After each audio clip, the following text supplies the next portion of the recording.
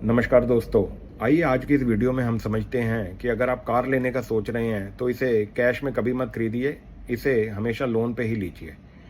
समझते हैं इसे एक छोटे से एग्जांपल के साथ। मान लेते हैं आप 12 लाख रुपए की कार लेने की सोच रहे हैं, जिसमें से 3 लाख रुपए आप डाउन पेमेंट देते हैं और 9 लाख रुपए आपका बाकी का बैलेंस बचता है। अब आपके पास दो ऑप्शन बचते हैं। ऑप्शन 1 जिसमें आप 9 लाख रुपए स्ट्रेट अवे कैश दे देते हैं और आपका कोई भी बैंक लोन और ईएमआई का झंझट नहीं रहता। अब ऑप्शन 2 समझते हैं, जिसमें आप 9 लाख रुपए की बैंक में एफडी कर देते हैं और 9 लाख रुपए का ही बैंक से कार लोन ले लेते हैं।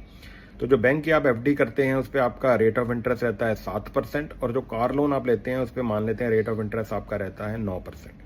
अब 5 साल के टेन्योर के लिए आपने दोनों चीज़ें कराई तो इसका आप कैलकुलेशन समझ लेते हैं। तो 5 साल बाद आपने कार लोन में दिया 2,38,000 रुपये और 5 साल बाद एफडी से आपको मिला 3,60,000 रुपये का इंटरेस्ट।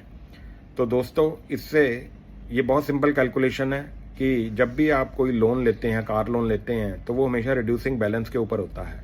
जैसे जैसे आप ईएमआई पे करते जाते हैं आपका प्रिंसिपल और इंटरेस्ट दोनों कम होता है और एफडी में इसका बिल्कुल उल्टा होता है। जो भी आपका इंटरेस्ट एफडी से आपको मिलता है वो आपके प्रिंसिपल में ही ऐड होता जाता है और कंपाउंडिंग के इफेक्ट से towards the end of the tenure आपको काफ़ी अच्छा रिटर्न मिल जाता है।